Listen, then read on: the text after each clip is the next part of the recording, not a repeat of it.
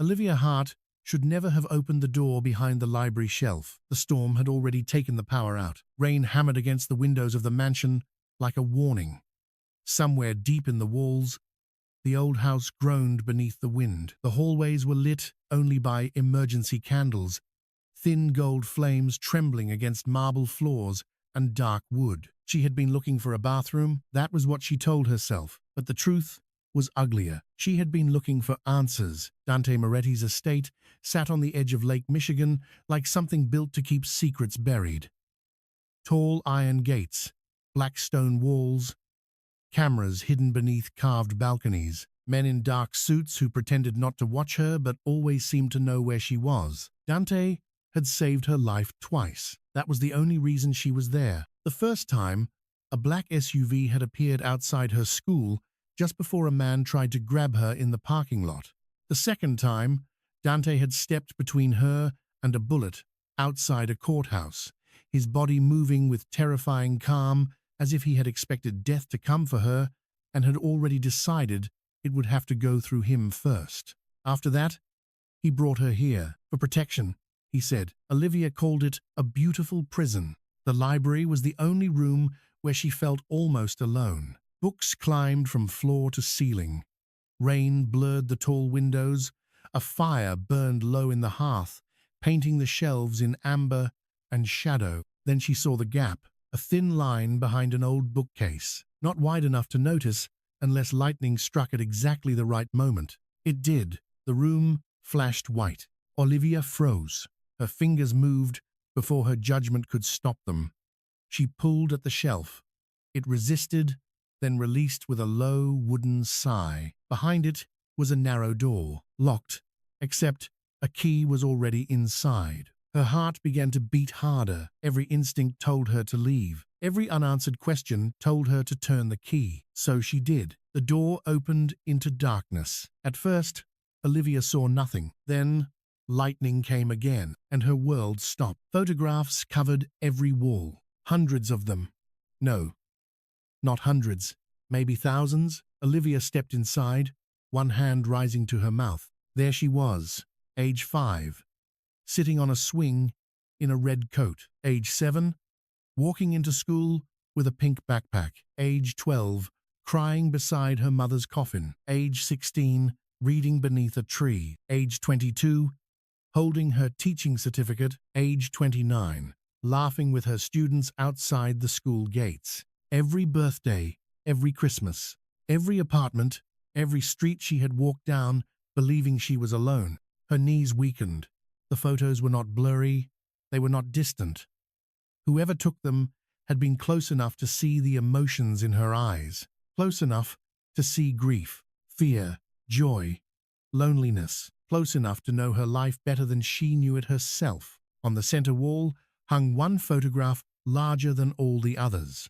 Olivia as a little girl outside St. Agnes Church, rain falling around her, a pink scarf wrapped around her neck. Behind her, in the blurred background, stood a teenage boy with blood on his shirt. Dante, a floorboard creaked behind her. Olivia turned. Dante Moretti stood in the doorway, tall, silent, dressed in black, his face unreadable except for his eyes. His eyes looked ruined. Olivia's voice came out barely above a whisper. "What is this?"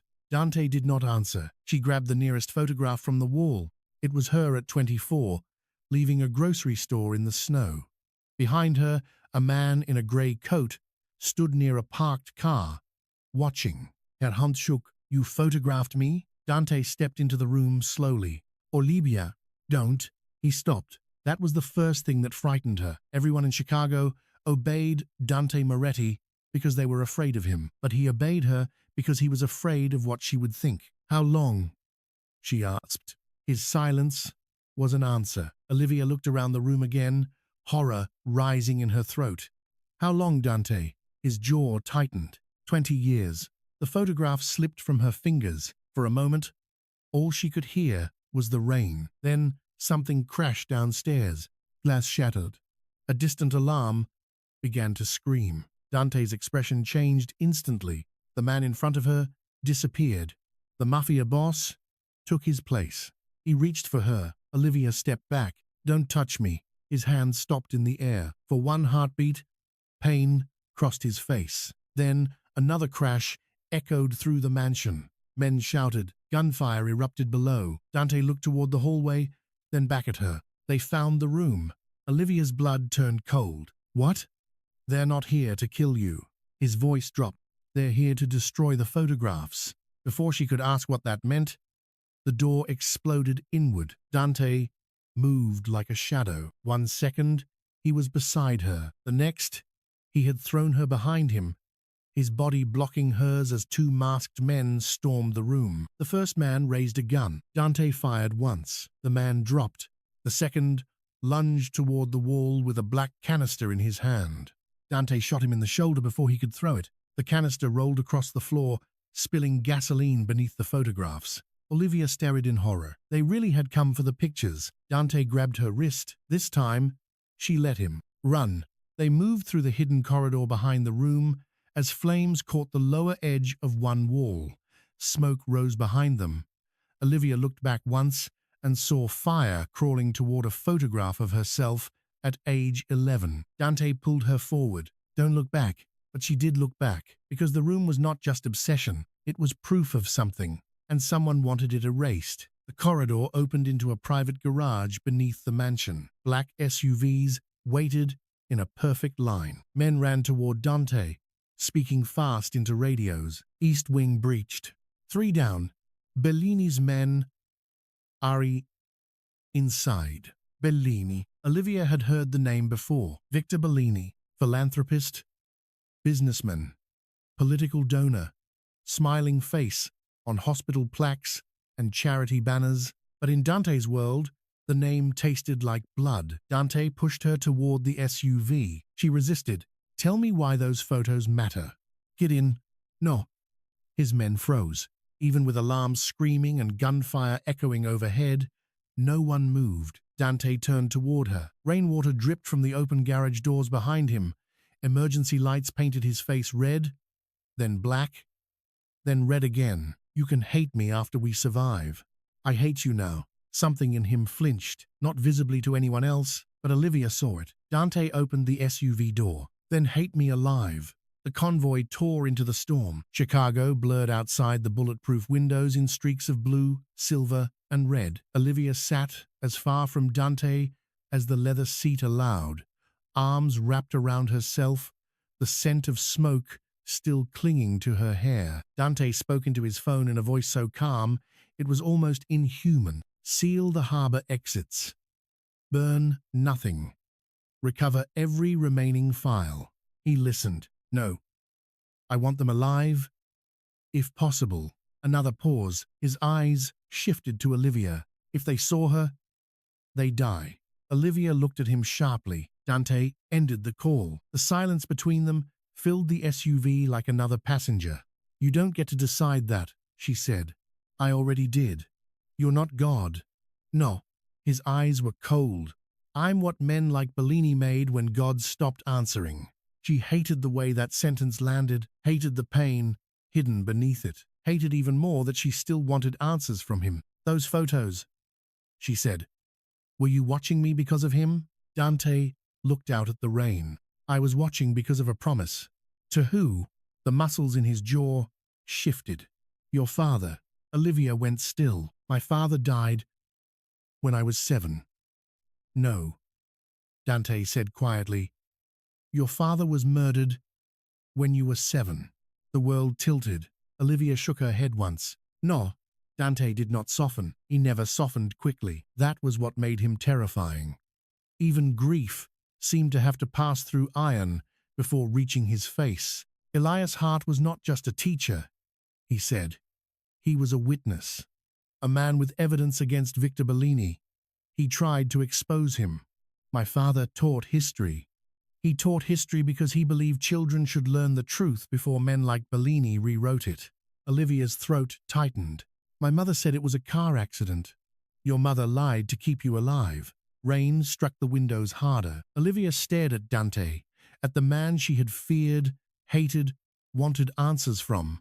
the man who had followed her life through a camera lens for 20 years. Why would my father make a promise with you? Dante looked at his hands. For the first time, Olivia noticed the old scars across his knuckles. Because when I was 17, Bellini ordered my execution. Mine and my brother's.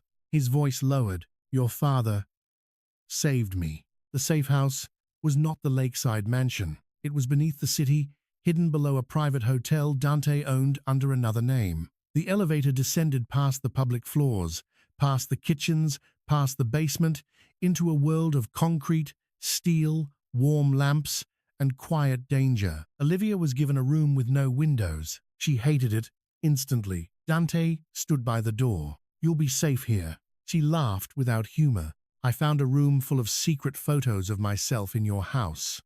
Watched men break in to burn them, learned my father was murdered, and now I'm underground with the man who apparently documented my entire life. His face did not change. That is accurate. You're impossible. I've been called worse. I'm sure you have. She walked past him into the room, then turned. Were you ever going to tell me? No. The honesty hit harder than a lie would have. Why? Because telling you would put you in the center of a war. I'm already there. Yes. And whose fault is that? For a long moment, Dante said nothing. Then, quietly, mine. That stopped her anger for half a second. Not because it forgave him, because he did not defend himself. He simply took the blame like it was another bullet meant for her. Olivia looked away first. I want to see the photographs. No. Her eyes flashed back to his. Excuse me? His voice remained calm. No. They're of me. They are evidence. They are my life.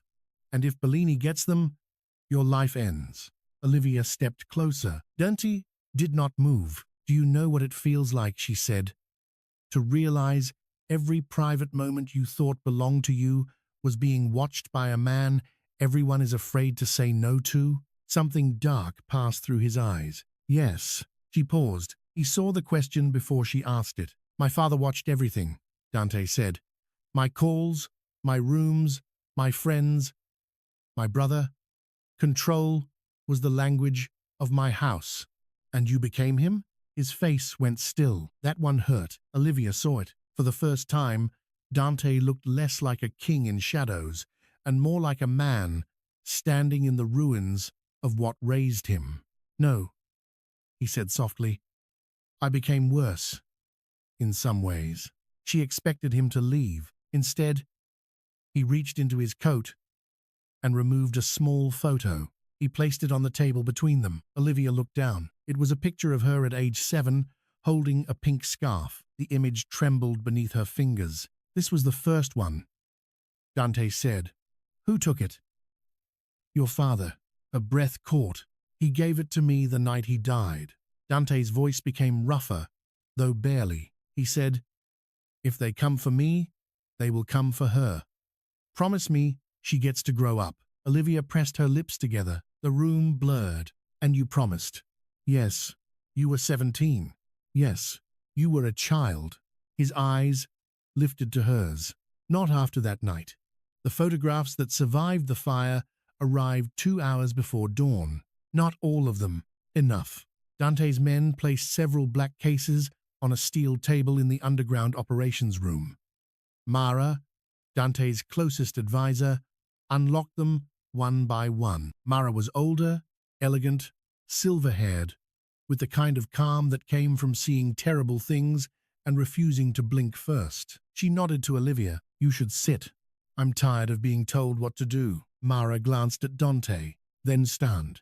Olivia liked her immediately, which was inconvenient. Inside the cases were photographs, contact sheets, memory cards, old film negatives, sealed in protective sleeves. Mara placed several images beneath a lamp. These are not random. Olivia leaned forward. A photo of her outside a bookstore at 18. A man in a grey coat stood across the street. Another photo, age 21, college campus. Same man. Different coat. Another, age 26, outside her school. Samamun. Always close. Always watching. Her stomach twisted. Who is he? Dante's voice was flat. Bellini's cleaner. Mara added, real name unknown. We call him the Saint because he prefers churches. Olivia looked at the photos again. He was following me. Yes, Dante said. And you were following him. Dante did not answer. He didn't need to. Olivia's anger shifted, not disappearing, but changing shape. The photographs were not love letters. They were surveillance of surveillance. Every image she had thought proved Dante's obsession, proved another man's hunt. Still, it did not erase the violation. You could have told me, she said. If I told you, you would have run. I might have. You would have gone to the police. Bellini owns half of them. You would have told a friend. He would have found them. You would have changed routines. That would have forced him to move faster.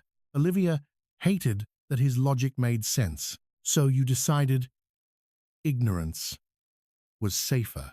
Yes, and loneliness was just the cost? His eyes met hers. Yours or mine? The question entered the room like a confession neither of them was ready for. Mara cleared her throat gently. There is more. She placed a new photo under the light. Olivia at 12, crying at her mother's funeral. Behind a tree stood Dante, not the powerful man she knew now, a young man in a black suit that looked too formal on his still boyish frame. His face was thinner, harder, grief buried under control. He had learned too early. He had been there. At her mother's funeral, Olivia looked up at him. You watched me bury her? Dante's face closed. Yes. And you didn't come to me? No. Why? His voice lowered. Because everyone I loved died after standing too close to me. There was no self-pity in it, only fact, and that, somehow, made it worse. Days passed underground. Olivia measured time by meals she barely touched, thunder rumbling above the city, and Dante appearing at impossible hours with new information he delivered like emotional distance could make it hurt less. Bellini was moving. The Saint had disappeared. 3 of Dante's men were dead. 2 judges had quietly resigned. A journalist who had been investigating Bellini was found unconscious. The city above them kept glittering, eating, laughing, pretending corruption was weather. Underground, Olivia's life narrowed to secrets. And Dante, he never slept more than 2 hours. She learned that because once, at 3:12 a.m., she found him in the hallway outside her room, sitting in a chair with his eyes closed and a gun resting on his thigh. You're guarding my door yourself now? She asked.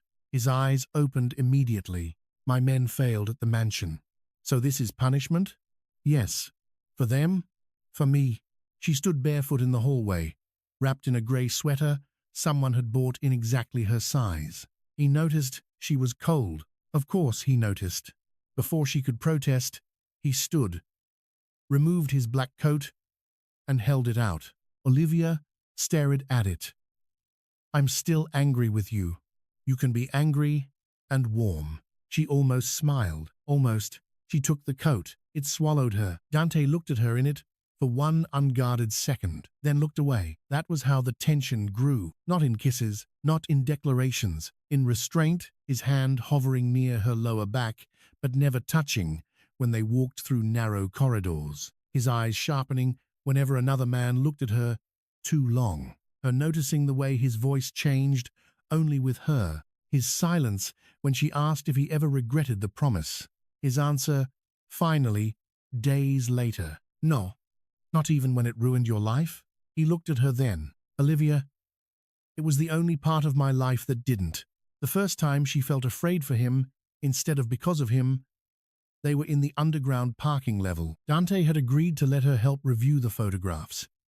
He said it was because her memory might catch something his analysts missed. Olivia suspected it was because he was learning that locking her away only made her more determined to escape. They stood over a table of images when the lights cut out. The emergency lamps did not turn on. Dante's hand closed around her wrist, gentle, instant, behind me. For once, she did not argue. A sound came from the darkness. Soft, metal against concrete. Dante moved her behind a pillar. His voice was barely a whisper. Stay here. No. His eyes flicked to hers. Even in darkness, she felt the command in them. Olivia. That was all. Her name, warning, and plea. Then he stepped into the dark. The fight lasted less than 30 seconds. Olivia heard a body hit concrete, a grunt, a muffled shot, then silence. She ran before fear could stop her. Dante stood near the elevator, one hand pressed to his side. Blood seeped between his fingers. A man lay at his feet.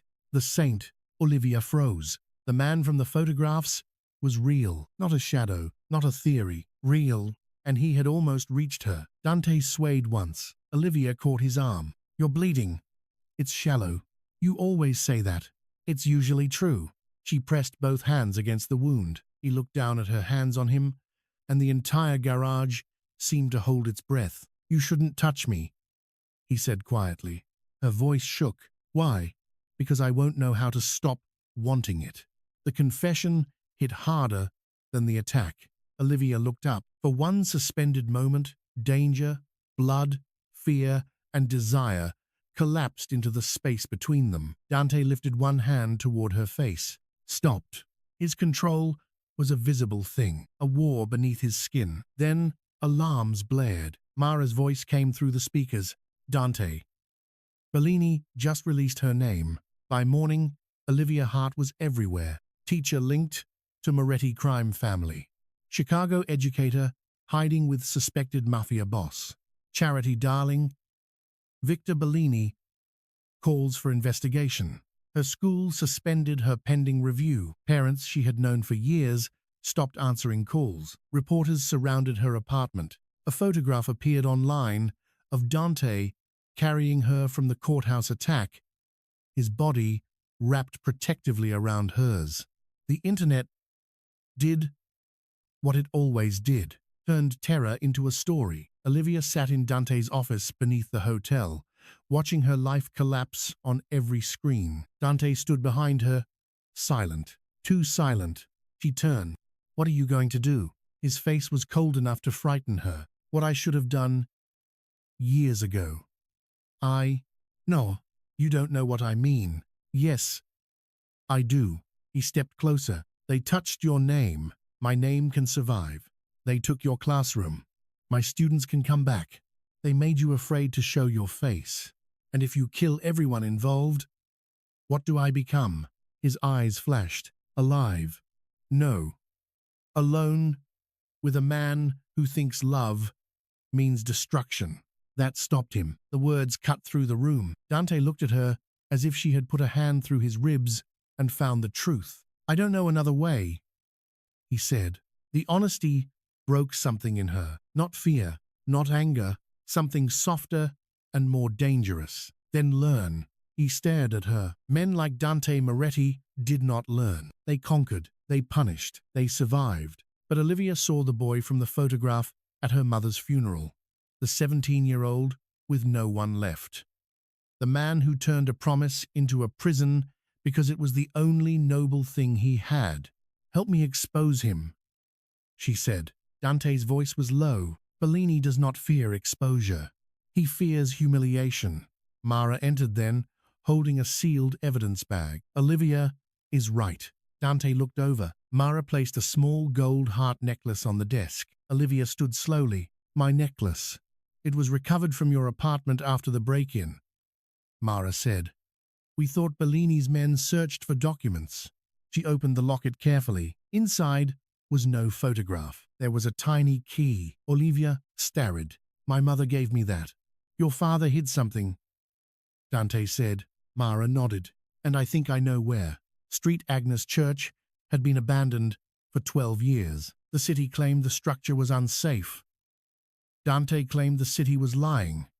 Bellini, he said, had bought 3 inspection boards to keep the building empty. They arrived before dawn in a rainstorm. No convoy, no visible guards, just Dante, Olivia, Mara, and 2 men who moved like ghosts. The church smelled of dust, old wood, and memory. Olivia stood in the aisle, looking toward the basement stairs. Something inside her recoiled. Dante noticed.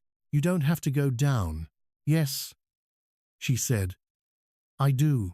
The basement was smaller than her nightmares. Children's murals still faded along one wall. A cracked chalkboard leaned near the corner.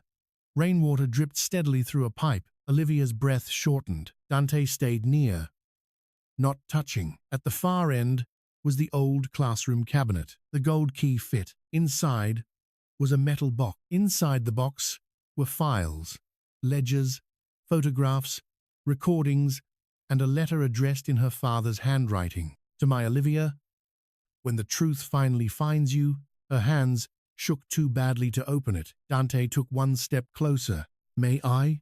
She nodded. He opened the letter and read softly. My little girl, if you are reading this, I failed to keep the darkness away from you. I am sorry. There are men in this world who build kingdoms from fear and call it power. Victor Bellini is one of them. I tried to stop him because I believed the truth mattered. But the truth has a cost. Dante Moretti is not innocent. No man raised in that world can be. But he was a boy when I found him bleeding in the rain, and even then, he tried to save his brother before himself. If he kept his promise, then he has carried a burden I never should have placed on him. Do not mistake protection for freedom. Do not mistake fear for love. And do not let any man, even one willing to die for you, decide the shape of your life. Live, Olivia. Not hidden, not watched. Live. By the time Dante finished, his voice had changed. Olivia looked at him. The letter had freed her and condemned him. He stepped back, as if distance could absorb the pain. Your father was right. Olivia folded the letter against her chest. About what? I protected you, Dante said. But I did not give you freedom. Before she could answer, bells rang above them. Not church bells, alarm bells. Mara's phone lit up. Her face went pale. Bellini knows we're here.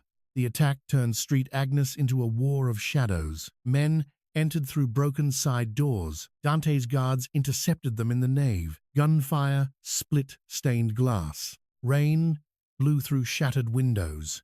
Olivia clutched the evidence box while Dante dragged her behind the altar. For the first time, she saw him fully unleashed. Not cruel, not reckless, precisi, terrifying. Every movement controlled, every shot calculated, every command obeyed before it was finished. This was the man Chicago feared. And somehow, even in the violence, Olivia understood the difference. He was not fighting for power. He was fighting because if Bellini took the evidence, her father died for nothing. A man grabbed Olivia from behind near the side chapel. Dante turned. The world slowed. The attacker pressed a gun against her ribs. Drop it, the man shouted.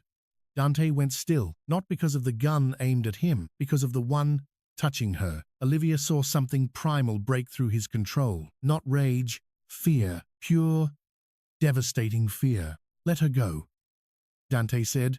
His voice was calm, too calm. The man laughed. You love her. Dante's eyes did not leave Olivia's. Yes, the words struck her harder than the gun, not whispered in safety, not offered in candlelight, declared in blood and broken glass. The attacker smiled. Then watch. Olivia moved first. She drove her elbow back the way Dante had taught her 2 nights earlier. The gun shifted. Dante fired. The man fell. Olivia stumbled forward. Dante caught her. For 1 second, he held her against him with both arms. No restraint left. His hand in her hair, his breath uneven against her temple. Then he pulled back just enough to look at her. You were supposed to wait. She was shaking. You were supposed to not love me. His face changed. Sirens wailed in the distance. Mara shouted that they had to move. But Dante and Olivia stood in the ruined chapel, surrounded by rain, glass, and the ghosts of every secret that had brought them there. He lifted his hand to her face. This time, he touched her, gently, almost reverently. I tried not to. Olivia's eyes burned. You failed. Yes. The evidence went public at Bellini's annual hospital gala. Not quietly, not through police he owned or judges he bought. Dante arranged something far more dangerous. Humiliation. Every donor, senator, media executive, and business partner Bellini had ever used as a shield gathered beneath chandeliers and champagne towers. Olivia entered in a black dress Mara had chosen. Dante walked behind her, not beside her, Behind, a message to every predator in the room. She speaks, I protect. Bellini smiled when he saw them. He was elegant, silver-haired, beloved by cameras. The kind of monster who understood that good lighting could hide blood better than darkness. Miss Hart, he said, you look remarkably well for a woman being held by a criminal. Olivia's hands trembled. Dante saw, but he did not step in front of her. Her father's letter had changed that. He let her choose. Olivia walked to the stage. The room quieted. My name is Olivia Hart, she said into the microphone.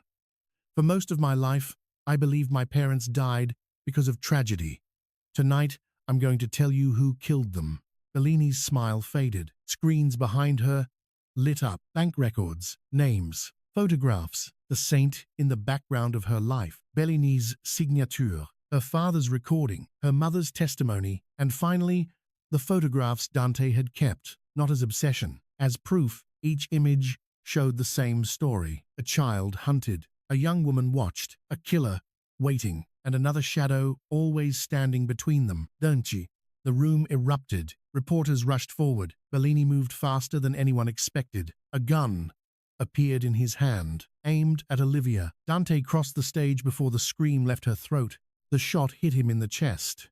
Olivia caught him as he fell. For one impossible moment, all the power in the room meant nothing. Dante Moretti, feared by everyone, lay bleeding beneath chandeliers while Olivia pressed both hands to his wound. His eyes searched her face. Are you hurt? She laughed and sobbed at the same time. You were shot. Answer me.